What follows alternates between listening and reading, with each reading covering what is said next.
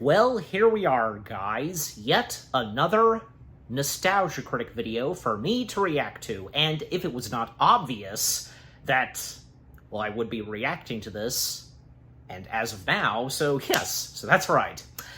The Nostalgia Critic's review of the first How to Train Your Dragon film. Yep, the animated one, of course. Well, and obviously, because, in celebration of the live-action remake, so... And I don't know, because I didn't check out that much of Doug, just as himself. His review and first thoughts on the live-action remake itself. I seem to recall he's had a positive attitude with that, and, that's the thing, because it's great to see that for the live-action remake of How to Train Your Dragon, been receiving pretty well, so... Yeah, but anyway, so, with the first How to Train Your Dragon film, the animated one, of course. Well, I mean, yeah, because, it made animation history for sure. DreamWorks, once again, did it, and, well, the fact that, it was directed by the same guys who brought us Lilo and Stitch, Chris Sanders and Dean DeBlois, and the fact that, well, Dean would take the helm on the next installments of How to Train Your Dragon, even, taking on, say, the live-action remake, and that's good to see.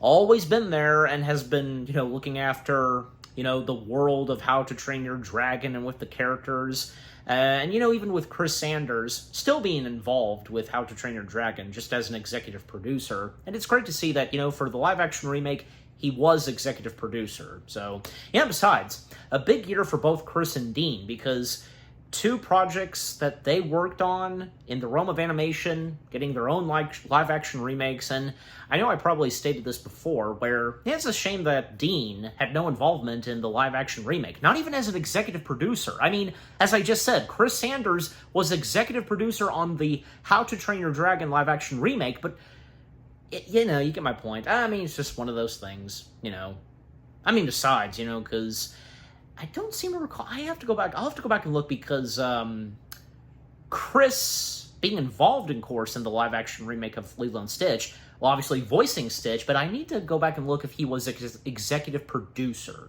Yeah. Well, and I don't know, because it seems like for the How to Train Your Dragon live-action remake, it's probably, has done much more better, than, say, Lilo and Stitch. But, at the same time, despite the changes that, were we really expecting, and should we have had expected for changes to make their way to the Lilo and Stitch live action? Yeah. I mean, the problem is, for me, because I was hyped and excited, and the same goes for you, where it seemed like, yeah, because Dean Fleischer-Campa, who was, who being the director of the live-action Lilo and Stitch remake, was wanting to honor the original, but, of course, hey, I'm sure it's not his fault. He tried his very best, and I don't know, because I haven't heard anything about him on the ending. Yeah, because I'm well aware of the ending to the live-action remake of Lilo and Stitch. I know one of my friends is very well, so, yeah, you know who you are. Anyways, yeah, but just, with How to Train Your Dragon, because I'm going off on Lilo and Stitch, but, still, Lilo and Stitch and How to Train Your Dragon having connections, of course, but for the animated How to Train Your Dragon, well, because it was a groundbreaking animated film from DreamWorks, it was something never before done, just, you know what I mean? And, because what was done in How to Train Your Dragon, like, with its beautiful animations, great storytelling, and the fact that this was an amazing experience to see in IMAX, especially in 3D. Yeah, and the fact, because, for the live-action remake of How to Train Your Dragon, recapturing that magic, but yeah. Well, and also, I seem to recall that Doug, well, he's technically already reviewed the first How to Train Your Dragon film, I believe, for, yeah, DreamWorks UWary. And, he's had some positive things to say about it. But, yeah. But now we have finally seen him as the Nostalgia Critic reviewing this. And, well, of course, this isn't the first DreamWorks animated film that he has reviewed as the critic, because, well, I seem to recall, yeah, Prince of Egypt, and most notably Road to El Dorado, because I did react to that previously. So yeah, that was a Nostalgia Critic video I did react to before, if anybody wants to go check that out. But aside from that, I have no doubt that for his review of How to Train Your Dragon, well, he'll have some positive things to say. There'll be some funny moments here and there, just yeah. And the first stilled shot of this video, well, that shows. No sponsor for this. Yeah, so, and I know I've said this before too, where, you know, sometimes some Nostalgia Critic videos having no sponsors, and that's okay. But anyways, so, enough said. Now let us dive into the Nostalgia Critic video itself, his review of the first animated How to Train Your Dragon. Beginning in 5, 4, 3, 2, 1, go. Come check us out at Planet FunkCon in Iowa, June 27th to the 29th. FunkCon? Hope to see you there. Haven't really heard about that convention. Yeah, volume's good. Ah, what's this gonna be? This opening skit.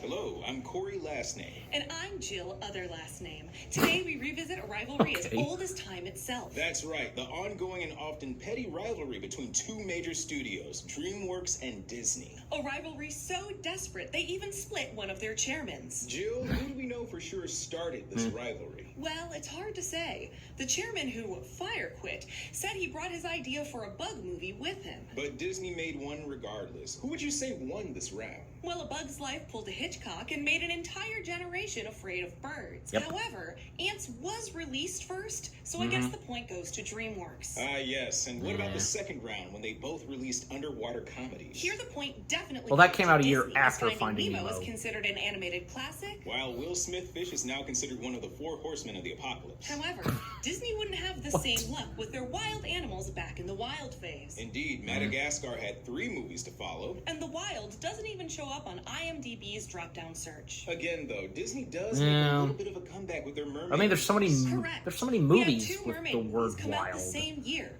One eventually ended up turning a profit. And the other one exists. So it looks like both studios are neck and neck. Ah, but DreamWorks has Luca! pointed to Disney's No, the disappointment comparison with should be their desperate attempt Luca of with their that own. That's one. true.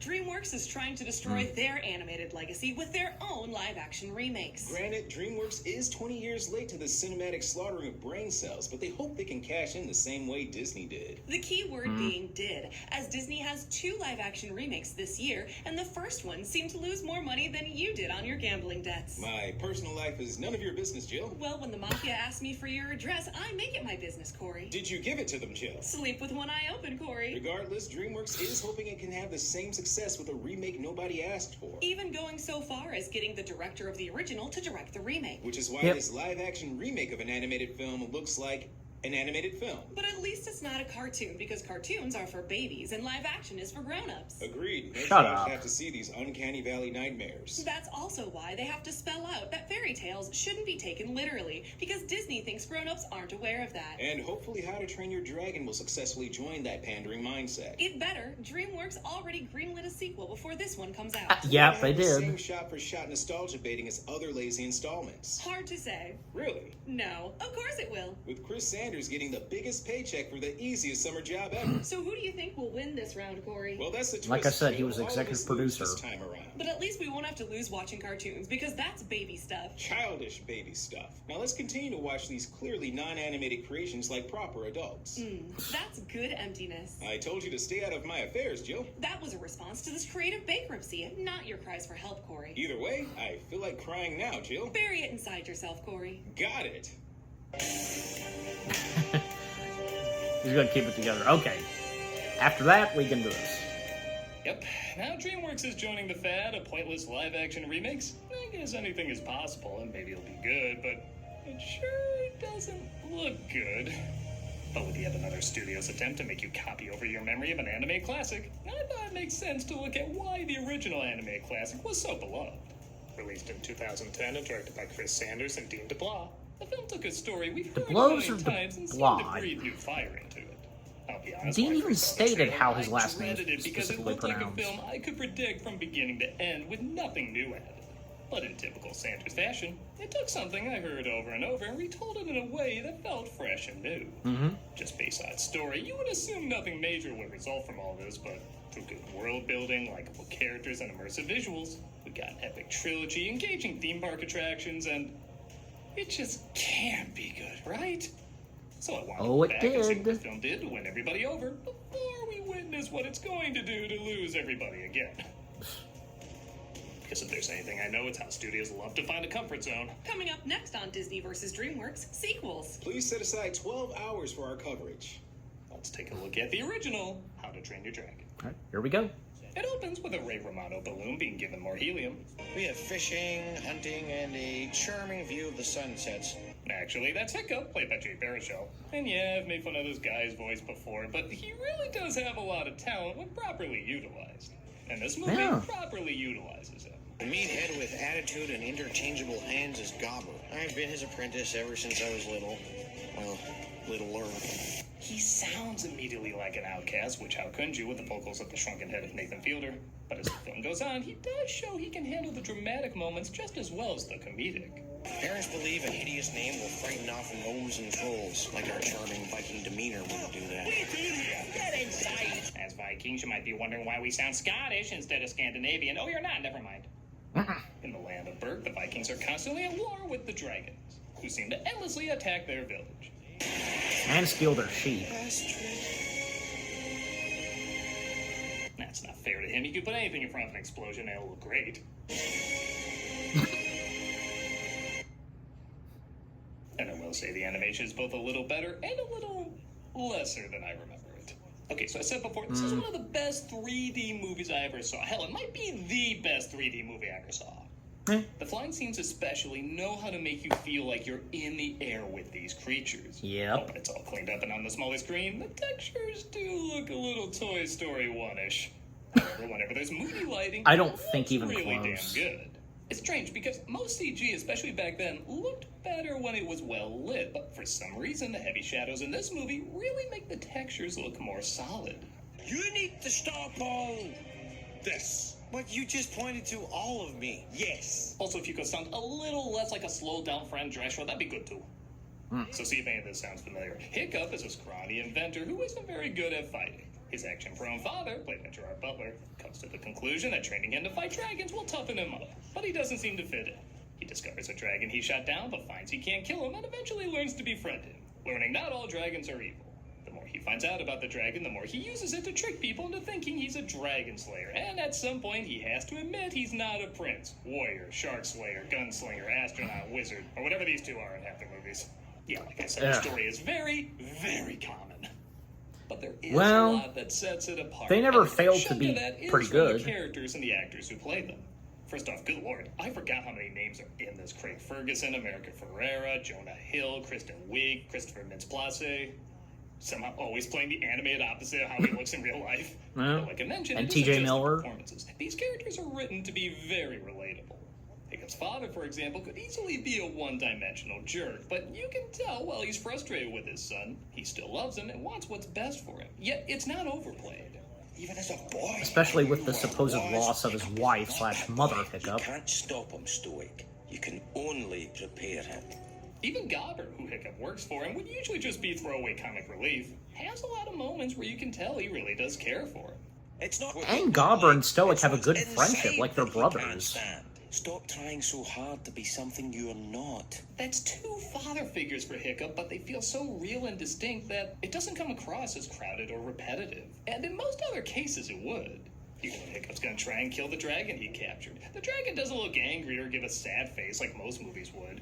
He just closes his eyes like, yep, always knew this was part of it. I blow shit up, you turn me into a bicycle seat. My head's already shaped for it.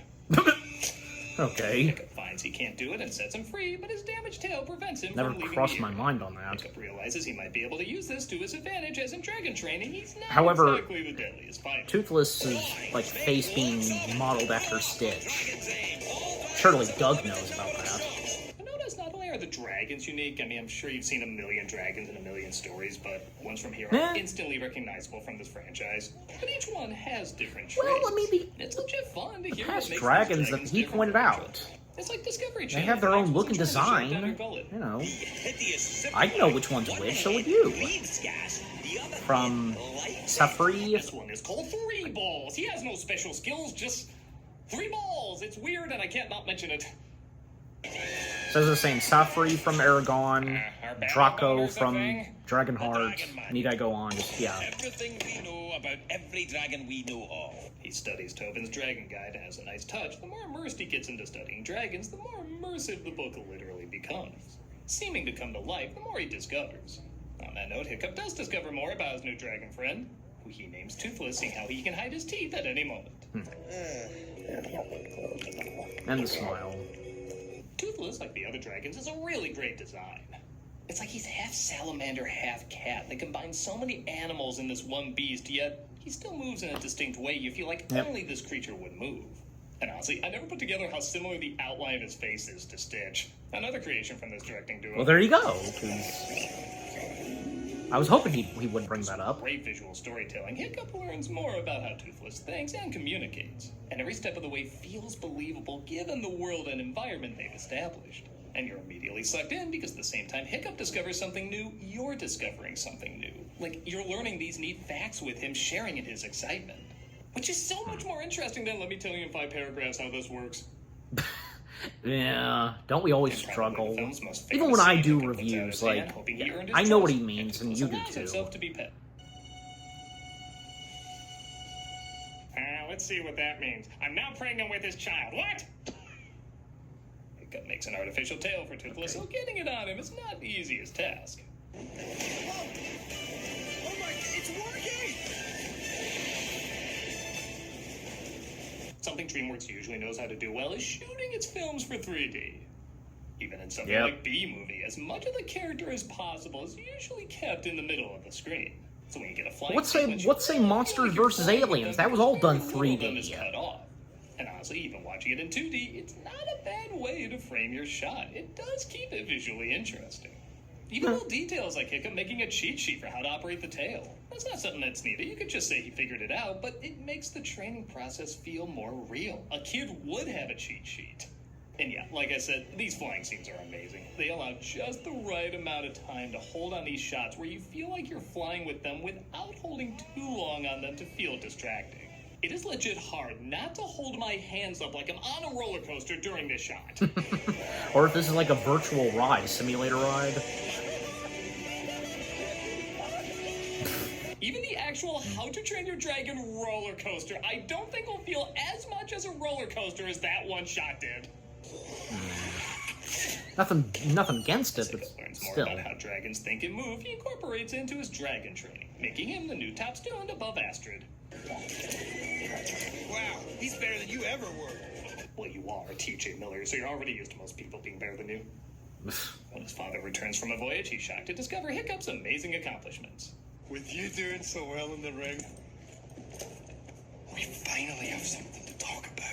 I think that's the happiest and saddest line in the movie.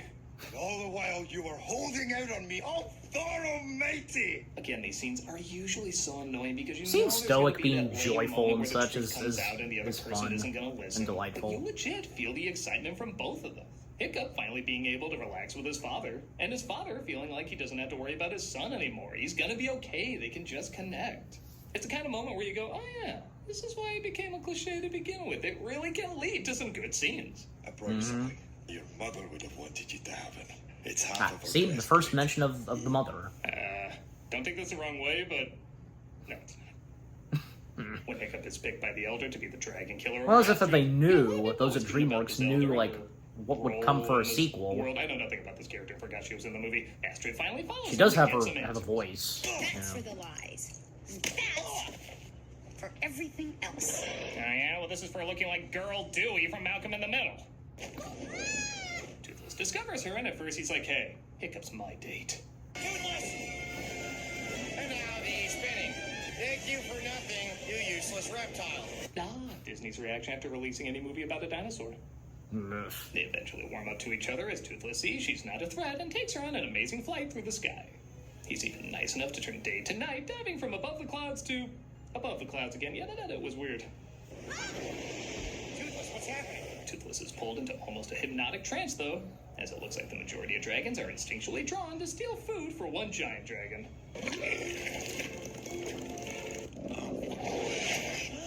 That sick part of me that loves it when a kid's film shows a cute, cuddly little character getting destroyed. Yeah.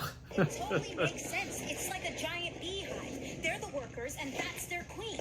It controls They have them. some balls Yes, to show totally, some dark kinda, moments. maybe To do makes dark sense. moments, I should say. Yeah, they don't explain this big bad dragon that well, and I will admit it's probably the weakest part of the film. They want you to like both the dragons and the Vikings, yet they still Never have to have bothered the Vikings me. fear the dragons, so I guess this was their best workaround. But the dragons seem smart enough to work beyond this instinct or hypnotism or whatever it is. So maybe the more And another creative they dragon keep that it, would do maybe the that more you'll go, in the I don't know, sequel. dragon shit, I guess. Some things I don't need to understand, like I don't know why I get off to my Rudolph's hormone monster bathing in chewed Hubba Bubba wearing a Jack Sparrow costume in the middle of an Italian circus. Juggling grapefruit while kissing every one of them, tap dancing on Mother Brain from Super Metroid. Super Metroid has to be 16-bit with the entire cast of All in the Family watching completely naked. I just accept that I do. Astrid, we have to think What? this through carefully. Most movies would I have didn't- I don't know. long-winded speech about why he wants to keep the nest a secret and protect Toothless, but just some good acting and tight dialogue gets across more than any speech could. To protect your pet dragon? Are you serious? Yes. Follow-up question, are you doing anyone tonight? I mean anything tonight. And she could see in Thanks Hiccup's for kidnapping me. face that, yeah, he's serious. See, why can't the people I kidnap react that way? The next day And their after class, relationship tell everyone the starting truth to as do his pretty father good. Gets everybody ready for his You know? son's first dragon killing. If someone had told me Hiccup would go to placing first, well, I would have tied him to a mast and shipped him off for feeding gone mad. Speaking of which, we should probably send a ship out to get the one person we did that to. Issue him an apology. Hiccup puts down his weapons and shows that dragons can be friendly, but a misunderstanding causes the dragon to turn violent. Yeah, that was on They're Stoic. incredibly kind. We can learn to live together in peace and harmony. Toothless comes in to save the day and gets caught as Hiccup is revealed to be a dragon sympathizer. He accidentally lets it slip as well that he's been to their nest. Only a dragon can find the island. Dad, no, please. It's not what you think. You don't know what you're up against. It's like nothing you've ever seen. No longer will people mock that I'm Yosemite Sam after he swallowed that guy from Asterix. You throw your lot in with them. You're not my son. Again, moments like this I usually hate because the antagonist is too one-note and unlikable, but then this happens. Yes, this happens. That look goes a long way. Yes! It's a look that doesn't come out of nowhere either. You can see the same guy at the beginning of this movie have the same reaction after seeing that. If anything, the fact that he has gone through such a roller coaster and how he sees his son makes this reaction more believable. People think the big difference between an epic and an adventure is big battles and explosions, but it's not. It looks like that. Mm-hmm. Also, it's good dialogue like this, after Hiccup's father harnesses Toothless to find the nest. Why couldn't I have killed that dragon? Why didn't you? I couldn't. That's not an answer. I wouldn't kill a dragon. You said wouldn't that time. I wouldn't. Well, I certainly wouldn't say this film relies on its dialogue. It is nice to know it's still really good. Yeah. The scene even ends A on bit good funny line. with Astrid What are getting you the gonna do hiccup, about it? you know. Probably something stupid. You've already done that. Then something crazy. What about smart? Are we out of smart? The Vikings use Toothless to find the dragon's nest. I don't think I'm And the summons the Yeah, Queen pretty much. Alpha Dragon Lord. Whatever. best summoned by Will Turner. I was about to say another sponsor didn't come up, right? Well, I mean, for the Even the design of You this know. thing is kind of weak. Twitch sponsor, Yeah, it's big, no. but it looks like an underwater dinosaur you'd find in Pac-Land. I don't get ruler of all dragons, really. You're gonna need. It's still something to help terrifying, you know, hold on. Hiccup teaches the evil other kids to looking. ride the dragons, which took them weeks to learn, but I guess seconds to teach. And they fly in trying Yeah. to save their army. Every bit the four-headed, stubborn Viking you ever were. Again, the expressions on Hiccup's father adds a lot. I could easily see a And version Stoic where he was goes nodding, mad with vengeance and keeps agreeing trying with attack, Gobber. but once he sees the size of their enemy, he immediately knows Hiccup was right and they can't win this. The look he has when he sees the kids saving the day riding the dragons, as well as him choosing to save Toothless from drowning, does believably show how much the character has grown, even in such a short amount of time. Yep. Again, little but poignantly precise moments can add so much more than pages of dialogue. Agreed. Like, how many times have we heard the line, "I'm sorry for everything, I'm proud to call you my son"? We've heard that line so many times in movies, it means practically nothing. But look how meaningful those lines are acted and animated here. Yes. You can tell this is the first time he's ever said these words, and he means every one of them. I'm sorry for everything. I'm proud to call you my son. I'll sing you a ballad when you return. That's okay, Dad. I've heard you, That's okay, Dad. Toothless and Hiccup figure out the dragon's power source and blow it up, causing him to, well, also blow up. Hiccup saves the day, but not without a price. And he loses a leg. Again, doesn't that reaction say so much more than words ever could? I like something is legit lost, and that loss is always going to stay with him. And these reactions show he realizes that, and it's gonna be difficult to adapt. That's such a simple but really powerful moment in a kid's film. Honestly, it feels more adult than some adult films. There really is a strength to perfecting an expression in animation that I think is underappreciated. Yeah. With that said, we do get an overall happy ending as the wicked dragon's dead, and the rest of the flying reptiles live happily with the Vikings. While other places have ponies or parrots, we have dragons. Yeah, not sure what killing their leader did to their instinct. I mean, how do bees react if their queen is destroyed? And was that their queen? Did she lay eggs? Did she just threaten them? Was it even a she? Their psyche could have been damaged beyond repair and we wouldn't know it. Oh well, I look forward to not answering these questions in the sequel, but at least our storyboards can be reused in the near future. And that was, like I said, gotta be better than what we're about to get. Again, I haven't seen it yet, so time will tell, but either way, this film took a lot of familiar elements and retold them in a way that, okay, isn't that new all things considered, but it's just done really, really well. It's the cheeseburger from the menu. It's not doing anything that groundbreaking, it's just really damn good. The characters are relatable, the visuals immersive, the emotions are strong, the animation is expressive, and the story knows when to be detailed and when to be simple.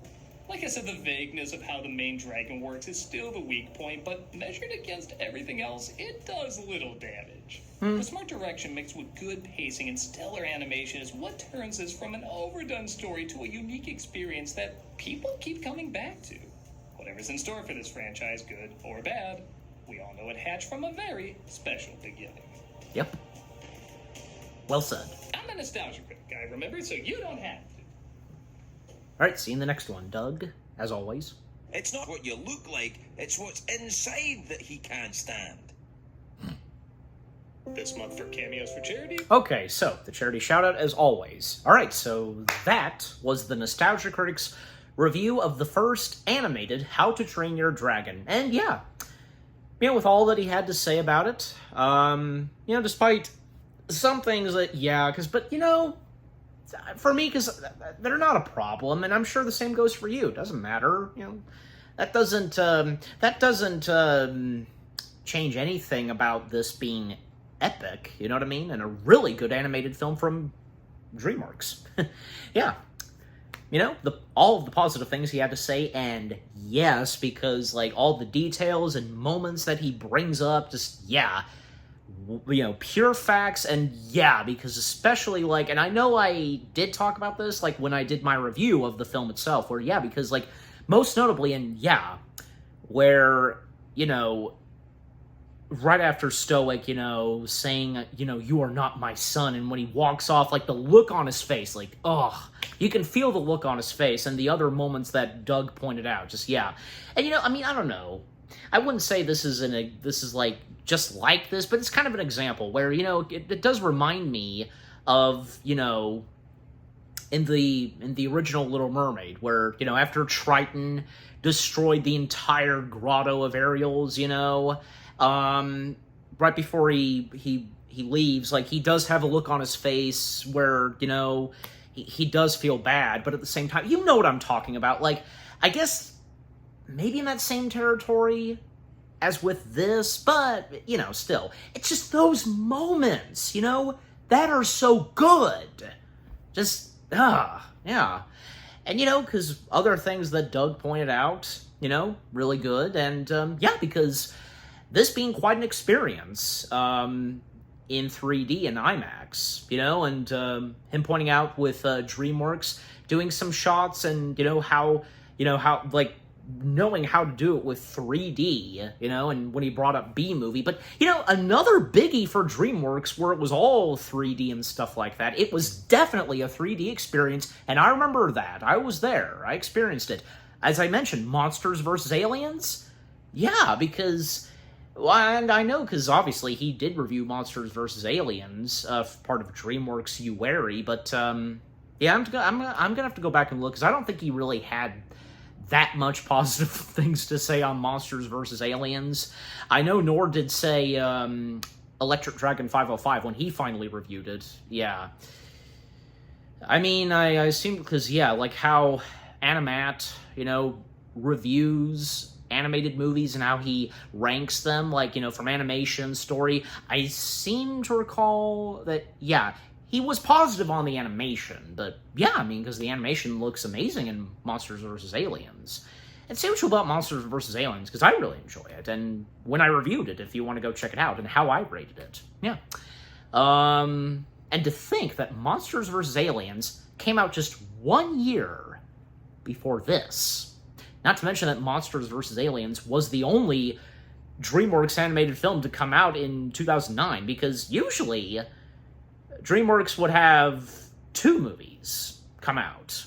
But there have been a few times, very occasionally, where they would release 3 movies. I mean, heck, because 2010 was a big year for them. There was this, Megamind, 2 new pieces of animation from DreamWorks, and that same year, a 3rd movie that came out, which being, at that time, the final chapter, as it's in the title, Shrek 4. Yeah, So, yeah, so just, overall, because DreamWorks really knowing how to do some amazing, beautiful shots of animation, and for 3D experiences, just, yeah.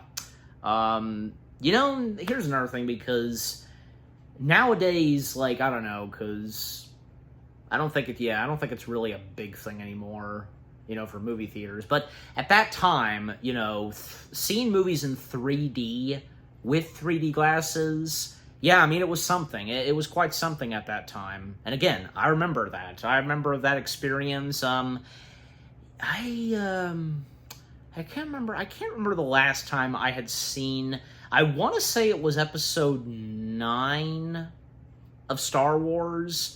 I think that was one of the last movies, currently, one of the last movies I had seen, the 3D experience.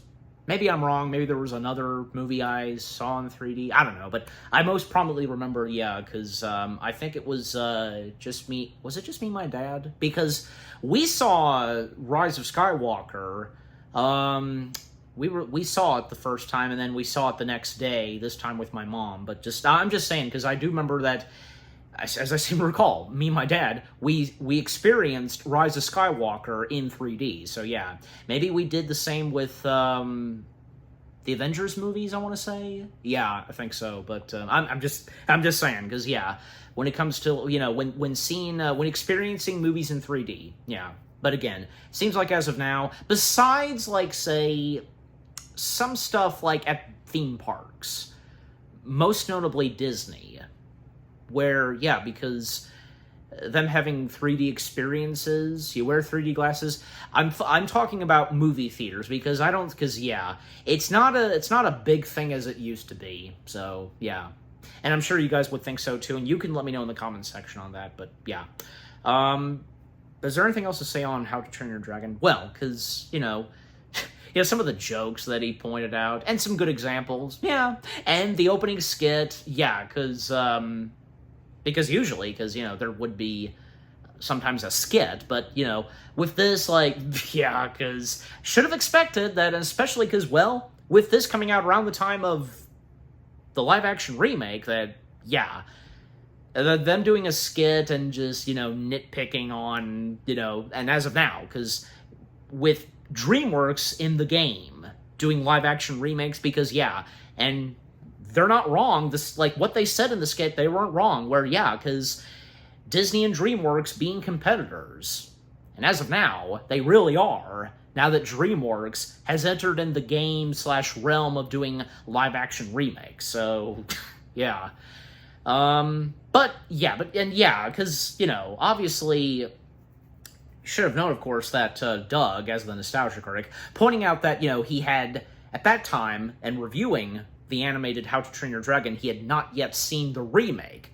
But he has as of now, and again, I seem to recall that he's had some positive things to say, but yeah. And, well, like I said earlier, because as of now, it's been doing pretty well. But yeah, and also because, yeah, and as I brought up, and before I started this, where them bringing up because, yeah, both Lilo and Stitch and How to Train Your Dragon coming out around the same time, the live-action remakes just, yeah. Oh, and by the way, because, I'll go ahead and mention this because, man, as of now, we have sadly lost, the snow cone guy, who I'm talking about from the live-action remake. Yeah, that was unfortunate, may he rest in peace, but yeah, so. And I guess technically, yeah, my reaction is in memory to him, kind of, but just, I just thought I'd mention it because, especially as of now. But anyway, so, overall, with what, Doug, as the Nostalgia Critic, had to say about the animated live-action... Why did I say live-actions? Ugh, golly, and I gotta slow down. As I was saying, and let me start again. Overall, the Nostalgia Critic video itself, his review, as the Nostalgia Critic, of the animated How to Train Your Dragon film, was pretty good. Yeah. Because, and as I also mentioned, because Doug, as himself, did review this when he did DreamWorks Uwary, and now to review it as the Nostalgia Critic, yeah, awesome. And yeah, look forward to seeing what him as the Nostalgia Critic has to say on the sequels, the remake, and anything else DreamWorks. So yeah, I look forward. But yeah, again, that was pretty good. Okay, so what about you guys? What did you think of the Nostalgia Critic video itself? His review of the first animated film, I should say, of How to Train Your Dragon. What are your fondest memories of How to Train Your Dragon? Maybe if any of you ever got to experience this when it first came out in theaters, seen it in IMAX, 3D, and when it came to the sequels, how you felt at first with the live-action remake, and, any of you that have now experienced it, yeah, because how you first felt about it until now, and if you have enjoyed it, your opinion and such. You're entitled to your opinion on how you feel about the live-action remake, yeah. Anything you agree and disagree with what Doug had to say reviewing this, but I think, yeah, a good majority of his review, quite positive, yeah. Did you get good laughs and, because and some things that he point out, pure facts and with what I said, yeah. But, yeah, just again, what do you think of the Nostalgia Critic video itself, and with what I've had to say, my reaction, and yeah, what did you think of my reaction to the Nostalgia Critic video? Leave comments and give this reaction video a like, as always. And so, with all that being said, thank you very much for watching. I hope you guys enjoyed my reaction to the Nostalgia Critic video of his review of the first animated How to Train Your Dragon film from 2010. More reaction videos are coming your way. They're going to be awesome. Keep looking forward, and I will see you guys in the next video /reaction. Take care, and peace out.